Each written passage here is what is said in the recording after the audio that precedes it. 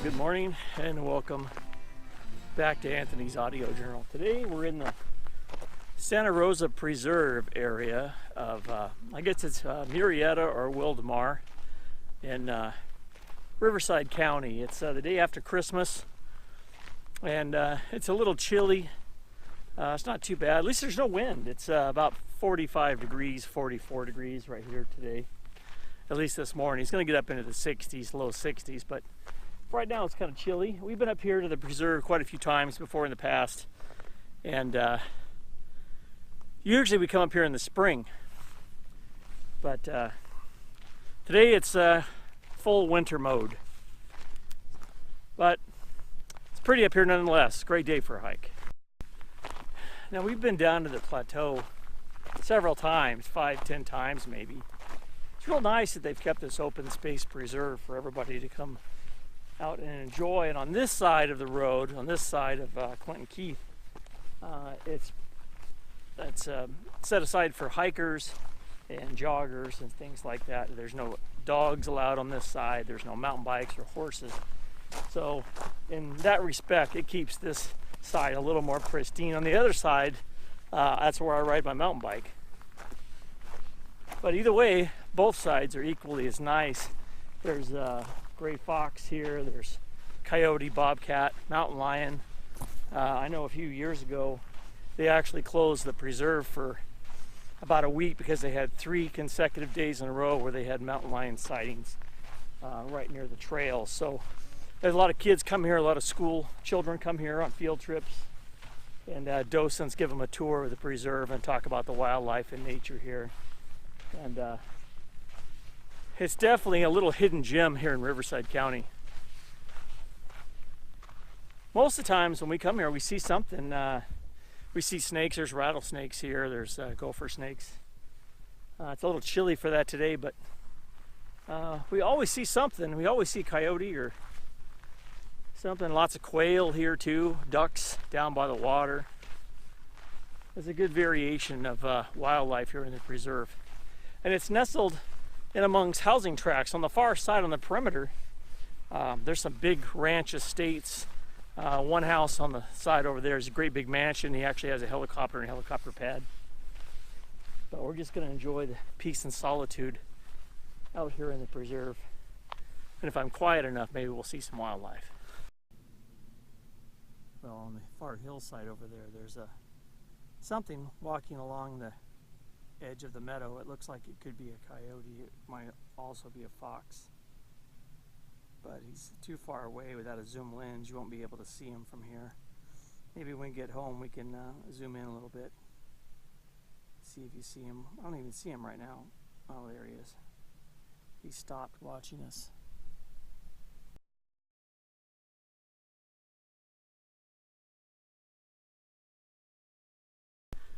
So I'm wearing a wool tech t-shirt, so it breathes really well, and hopefully we'll get to a spot where we have a little bit of air. Right now it's just deathly still. I mean, there's nothing moving out here, and I'm actually getting kind of warm. Hopefully we'll get a little higher up, we'll get a little more breeze, and it'll probably feel pretty good. I've got the windbreaker in my my little Finnish bread bag here that I carry with all my 10 essentials. Anytime I go anywhere, so whether I'm hiking or going on a big hiking trip or a mountaineering trip or just you know, going a couple of miles from the house, I always bring this stuff with me.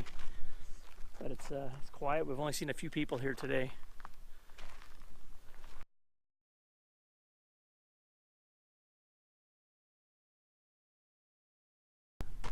Well, we finally arrived at the historic adobes.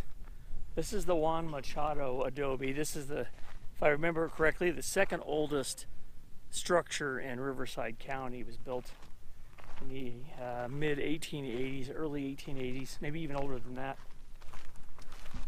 And they preserved it. And there's several people here. There's a picnic table and a little picnic area, so it's kind of nice. We'll go in there and check this out.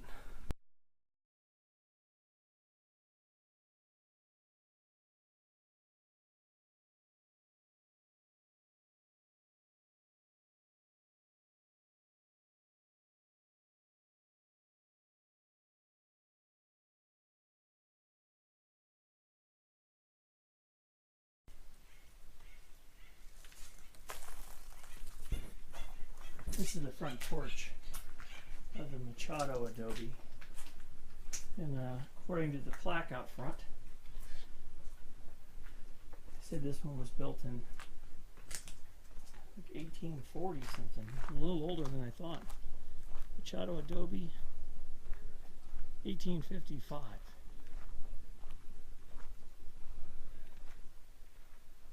It's one of the oldest buildings in Riverside County.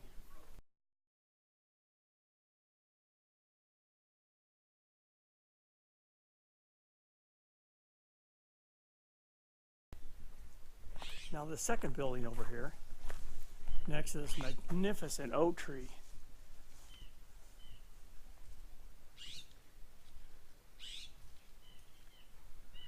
it's called the Merino adobe, and it's even older. It's according to the sign, 1846. So both of these have been here a long, long time.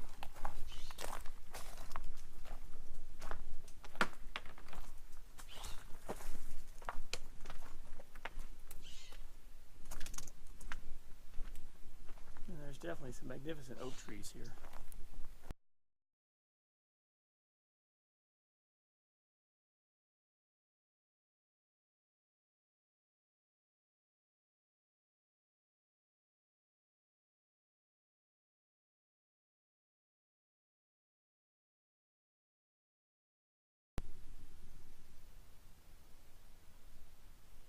This is a view across the valley from about a couple hundred yards up the Vernal Pool Trail from the adobes.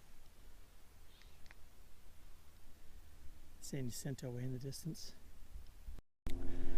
Well, I've reached a little rise in the trail between the vernal pools, which are over here, and the adobes, which are on the other side. It's a pretty steep little climb.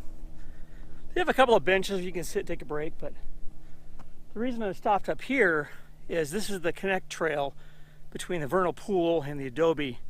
And what's nice about this area, it doesn't look like much now, but come March and April, especially after a good year, this place is loaded with California poppies.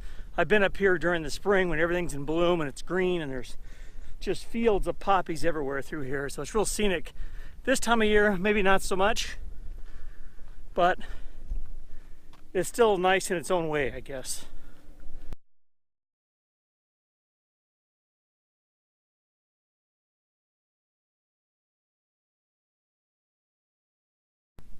Well, this area, the Santa Rosa Preserve, is known as what's called the vernal pool. And most times of the year, especially in the spring, there's water out here. We've had a really dry year, and there's all types of animals that live out here, fish, amphibians and reptiles, and they all live out here in this vernal pool area, and they survive on what little water they get. And I've been out here where there's been 5 feet of water and these little decks are floating. But today there's no need to float because it's bone dry. This is what they call a La Nina winter, or the colder, drier winter.